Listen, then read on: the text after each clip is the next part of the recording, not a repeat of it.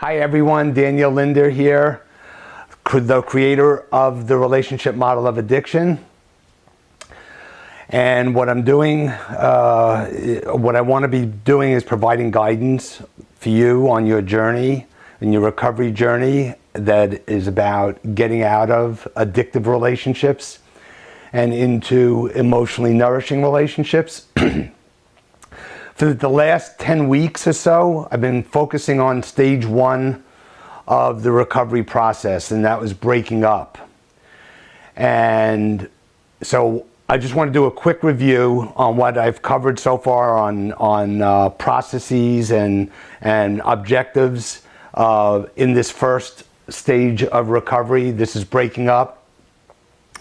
And I want to emphasize that this is a process, that this does not occur overnight, and that in what I'm about to tell you in terms of the terrain and the processes that you're going through, you need to be actively involved either in individual and group support therapy kinds of activities in order to see your way through this process.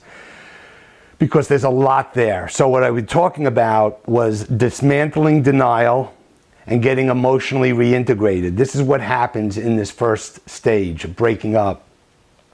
And I talked about, in terms of dismantling denial, what are some of those areas that need to be, how you do that, how you dismantle denial is by focusing on your discovery experience, making the connection between your pain and when you started using and connecting, how this relationship with the means of relief, there was an emotional component to it, a dependency on that means to feel better, to change the way you feel.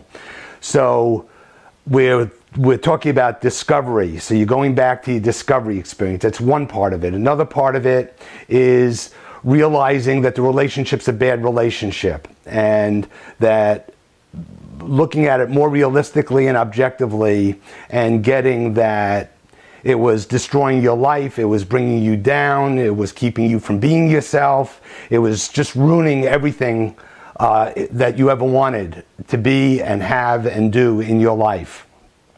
It's a bad relationship that you needed to break out of. It takes a long time to get this because of the emotional dependency on the means of relief. And so, it's not going to happen overnight. Then the third part we talked about was after you realize that the relationship was a bad one, and you're able to admit that and talk about that, you look at the progression of all that's happened from the time that you began, when you began with this relationship, and all the way to the present time, and see the progressive deterioration and the problems that mounted, and how your life just got progressively worse as a result of that. Then we talked about restoring your sense of purpose and vision for yourself. So these are the areas that are the terrain of this stage of the process. Now there's a couple of more areas I want to talk to you about. One today is I want you to look at the first 3 steps of the 12 steps of recovery. And I want to those 3 steps are: admit that you're powerless over your addiction and that your life has become unmanageable, that you come to believe that a power greater than yourself will return you to sanity, restore you to sanity. And the third step is that you make a decision to turn your life and will over to this higher power. So I want to rewrite that for the purposes of this stage of breaking up. I want to rewrite those steps for you so you can understand them in the context of breaking up. And so the first step, which is about admitting that you're powerless over the means of relief, over your addiction, and that your life has become unmanageable.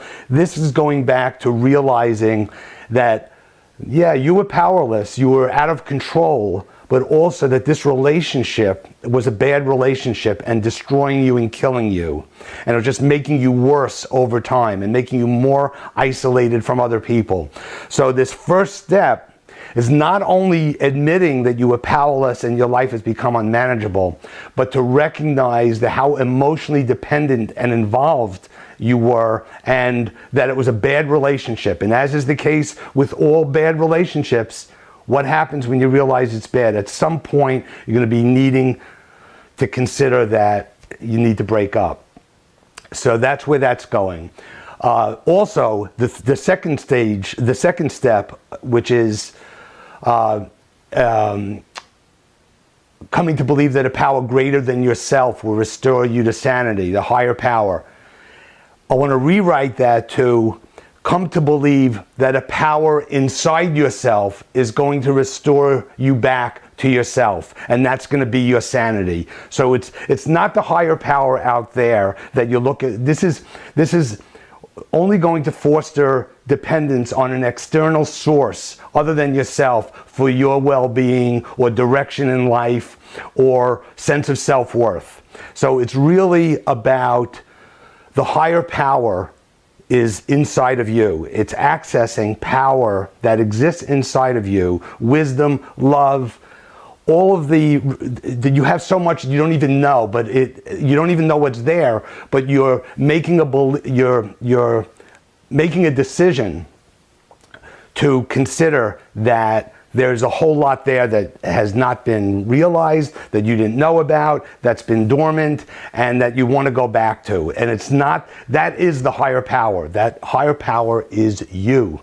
It's inside of you. And then the third step, which is kind of a variation on the second step, is making a decision to turn your life and will over to this higher power. So you're making a decision to go inward and look inward and see what's there, and to tap and get acquainted with yourself, and to have the faith that even though you may feel like there's nothing there and you just feel horrible about yourself and you hate yourself and you feel empty, there's a door that can open where there could be all this untapped inspiration there inside of you. So that's kind of what I wanted to do today, was reframe those 3 steps, those first 3 of the 12 steps, and look at them in the context of the relationship model of addiction and the stages of recovery that I laid out for you. So that's going to be it for today. I want to remind you that I'm in the process now of putting a new group together, an intensive relationship training group, one in Orinda and one in Marin in San Rafael. And if you're interested in that, I'll be taking your phone calls and setting up assessments for you. So until then, the quality of your relationships is the quality of your life.